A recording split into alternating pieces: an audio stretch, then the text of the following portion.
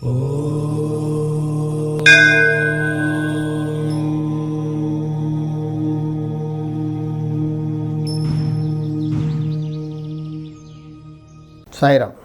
నేను మీ విశ్వకర్మ వాస్తు యూట్యూబ్ ఛానల్కి స్వాగతం.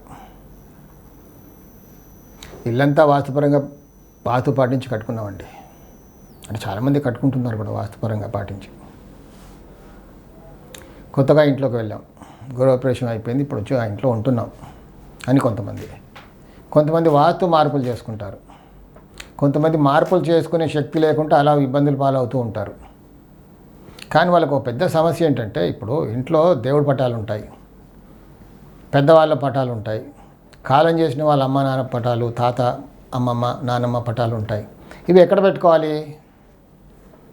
లక్ష్మీదేవి పటం ఎక్కడ పెట్టుకోవాలి? వినాయకుడి పటం ఎక్కడ పెట్టుకోవాలి? కొన్ని సీనరీస్ ఉన్నాయి, అవి ఎక్కడ పెట్టుకోవాలి? కొంతమంది ఏమో ఈ ఫోటో ఇక్కడ ఉంది, అందుకే మీకు ఇన్ని ఇబ్బందులు కలుగుతున్నాయని చెప్తున్నారు.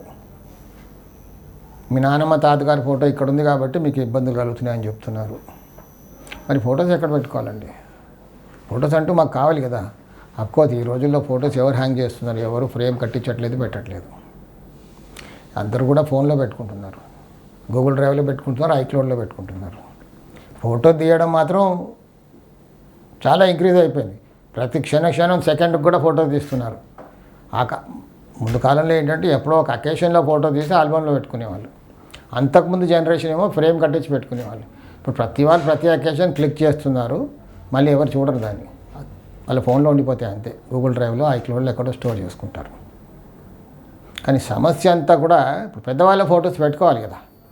అమ్మ నాన్నదో, తాతదో, నాన్నమ్మదో, ఎవరిదో ఫొటోస్ అంటూ పెట్టుకోవాలి. పెద్దవాళ్ళు గౌరవించాలి, కాలం చేశారు. ఎక్కడ పెట్టుకోవాలి? ఇక్కడ ఉంటే దోషం అంటున్నారు, దానివల్ల మీకు ఇబ్బందులు వస్తున్నాయి అంటున్నారు. వినాయకుడిని గుమ్మం పైన పెట్టుకున్నాం, లేదా లక్ష్మీదేవిని గుమ్మం పైన బయటికి వెళ్ళేప్పుడు ఆ గుమ్మం పైన దర్శనం చేసుకొని వెళ్ళిపోతాం అని పెట్టుకున్నాం. లక్ష్మీదేవిని అలా పెట్టుకుంటే లక్ష్మి బయటికి వెళ్ళిపోద్ది అంటున్నారు. వినాయకుడిని పెట్టుకోవద్దు అంటున్నారు. నరసింహస్వామిని అసలుకే పెట్టుకోవద్దు అంటున్నారు. వెంకన్నని పెట్టుకోవద్దు అంటున్నారు. దక్షిణ గోడకు పెట్టమంటున్నారు. కాలం చేసిన వాళ్ళని వెస్ట్ గోడకో దక్షిణ గోడకో పెట్టుకోమంటున్నారు. దీనివల్లే మీకు ఇవన్నీ చిక్కులు వస్తున్నాయని భయపెట్టిస్తున్నారు. అసలు భయపెట్టిస్తున్నారా, లేకపోతే ఇందులో ఎంతవరకు నిజం ఉంది అని ఎంతోమంది ఇలా ఫోన్ చేసి అడుగుతూ ఉంటాను నన్ను. అసలు ఏం చెప్పాలో నాకే అర్థం కాదు. అమ్మ నాన్న వెళ్ళిపోయారు, లేదా తాత నాన్నమ్మ వెళ్ళిపోయారు, వాళ్ళ ఫొటోస్ పెట్టుకోవాలి కదా. వాళ్ళు ఉంటేనే మనం ఉన్నాం కదా. వాళ్ళని గౌరవించకపోతే మనం ఉండేందుకు? ఇంకా ఎక్కడో మనకు ఇలా కనబడిలాగా పెట్టుకుంటే బాగుంటుంది. కానీ ఫోటో ఎదురుగా రాగానే గుమ్మానికి ఎదురుగా ఉంది, దీనివల్లే మీకు ప్రాబ్లం. అందులో ఎంతవరకు నిజం ఉందో నాకు మాత్రం తెలియదు. ఎక్కడైనా పెట్టుకోవచ్చు అని నేను చెప్తాను. మీకు ఎక్కడ అనుకూలంగా ఉంటే అక్కడ పెట్టుకోవచ్చు. దేవుడి పటాలు ఎక్కడ పెట్టుకోవాలి? అది కూడా అంతే, మీకు ఎక్కడ అనుకూలంగా ఉంటే అక్కడ పెట్టుకోవచ్చు. లక్ష్మీదేవిని ఇక్కడ పెట్టుకుంటే వెళ్ళిపోద్ది బయటికి, చంచలం గుమ్మం నుంచి వెళ్ళిపోద్ది. ఏం వెళ్ళిపోదండి, హాయిగా చక్కగా ఉంటుంది ఇంట్లో. ఇల్లు వాస్తుపరంగా ఉంటే లక్ష్మీదేవి ఉంటుంది. ఉత్తరం బాగుంటే లక్ష్మీదేవి ఆ ఇంట్లో లక్ష్మీ కలకల్లాడుతుంది. దక్షిణం కూడా బాగుండాలి. అసలు ఉత్తరం దక్షిణం ఏమీ బాగలేదు, లక్ష్మీ ఉంటే ఎక్కడ ఉంటుంది? ఉండదు, వెళ్ళిపోద్ది. ఉత్తరంలో దోషం ఉంటే ఆ ఇంట్లో సరస్వతి ఉంటుంది. చాలా తెలివిపరుగా ఉంటారు, క్రియేటివ్గా ఉంటారు, కానీ డబ్బు ఉండదు. కొంచెం దాన్ని సరి చేసుకుంటే డబ్బు వస్తుంటుంది, లక్ష్మి ఉంటుంది. ఫోటోలు పెట్టినా పెట్టకుండా లక్ష్మీదేవి చక్కగా అక్కడే ఉంటుంది. అష్టలక్ష్ములు ఉంటారు. ఇల్లు వాస్తుపరంగా ఉండాలి, ఉంటే బాగుంటుంది.